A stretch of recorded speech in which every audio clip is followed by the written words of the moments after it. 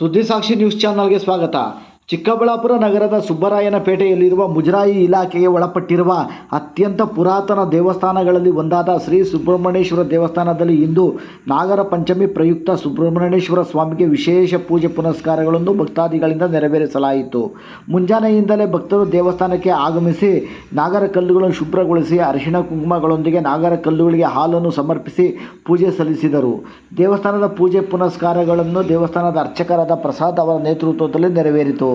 ವರದಿ ಜಯರಾಮ್, ಕ್ಯಾಮರಾಮನ್ ವೀರ್ನಾಗ್ ಜೊತೆಯಲ್ಲಿ ಸುದ್ದಿಸಾಕ್ಷಿ ನ್ಯೂಸ್, ಚಿಕ್ಕಬಳ್ಳಾಪುರ.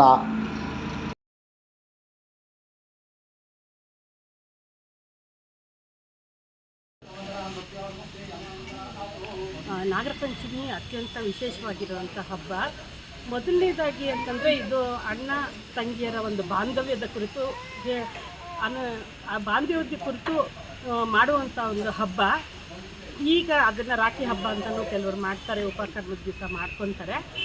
ಇವಾಗ ನಾವು ಬೆಳಗ್ಗೆ ಎದ್ದುಬಿಟ್ಟು ತಲೆಯಿಂದ ತಲೆಗೆ ಸ್ನಾನ ಮಾಡಿಕೊಂಡು ಮತ್ತು ಮನೆಯಲ್ಲೆಲ್ಲ ದೇವ್ರ ಪೂಜೆ ಮಾಡಿ ಮತ್ತು ನಾಗರ ಕಲ್ಲು ಎಲ್ಲಿದೆ ಮತ್ತು ಹುತ್ತ ಎಲ್ಲಿದೆ ಅಲ್ಲಿಗೆ ಬಂದು ಅಲ್ಲಿ ಹಣ್ಣು ಕಾಯಿಯನ್ನು ಪೂಜೆ ಮಾಡಿ ಹುತ್ತಕ್ಕೆ ಹಾಲು ಎರೆದು ಅಲ್ಲಿನ ಒಂದು ಮೃತ್ತಿಕೆಯನ್ನು ತೆಗೆದುಕೊಂಡು ಹೋಗಿ ಅದನ್ನು ನಾವು ಮನೆಗೆ ತಗೊಂಡೋಗಿ ಇವತ್ತಿನ ದಿವಸ ಇದು ಕುಚ್ಚಿದ ಕಡುಬು ಅಂತ ಮಾಡ್ತೀವಿ ನಾವು. ಆ ಕುಚ್ಚಿದ ಕಡುಬು ಮತ್ತು ನಿಂಚಿನಿಂದ ವಿಶೇಷ ಅಣ್ಣ ತಮ್ಮಂದಿದ್ರೆ ಅವ್ರನ್ನ ಕರೆದು ಅವರಿಗೆ ನಾವು ಸಿಹಿ ಭೋಜನವನ್ನು ಕೊಟ್ಟು ಮತ್ತು ಬೆನ್ನು ತೊಳೆಯೋ ಹಬ್ಬ ಅಂತ ಹೇಳಿ ಅವರಿಗೆ ಬೆನ್ನಿಗೆ ನಾವು ಅವರು 100 ವರ್ಷ ಚೆನ್ನಾಗಿರಲಿ, ಅವ್ರ ಮನೆ ಚೆನ್ನಾಗಾಗಲಿ ಅಂತಂದ್ಬಿಟ್ಟು ಹಾರೈಸ್ತಾ ಅವರಿಗೆ ಬೆನ್ನಿಗೆ ಅರಿಶಿನ ಕುಂಕುಮ ಮತ್ತು ಆ ಹುತ್ತದ ಮಣ್ಣು ಹಾಲು ಇದನ್ನೆಲ್ಲ ಎರೆದು ಅವರಿಗೆ ನಮ್ಮ ಕೈಲಾದ ಒಂದು ಏನಾನ ಗಿಫ್ಟು ಅಥವಾ ಏನಾನ ಕೊಡ್ಬೋದು ಗಿಫ್ಟ್ ರೂಪದಲ್ಲಿ ಕೊಟ್ಟು ಆರತಿ ಎತ್ತು ಅವರಿಗೆ ನಮಸ್ಕಾರ ಮಾಡ್ತೀವಿ. ಇದು ಅತ್ಯಂತ ಹಿಂದಿನ ಕಾಲದಿಂದಲೂ ನಡ್ಕೊಂಬಂದಿರೋವಂಥ ಒಂದು ಹಬ್ಬ. ಇದು ತುಂಬ ವಿಶೇಷವಾಗಿರುತ್ತೆ. ಅದರಲ್ಲೂ ಅಣ್ಣ ತಂಗಿರಿಗೆ ಅಕ್ಕ ತಮ್ಮಂದಿರಿಗೆ ಇರೋವಂಥವ್ರು ಮಾತ್ರ ತುಂಬ ವಿಶೇಷವಾಗಿ ಈ ಒಂದು ಹಬ್ಬವನ್ನು ನಾವು ಆಚರಿಸ್ತೀವಿ. ನನ್ನ ಹೆಸರು BS ರಮಾದೇವಿ ಅಂತ.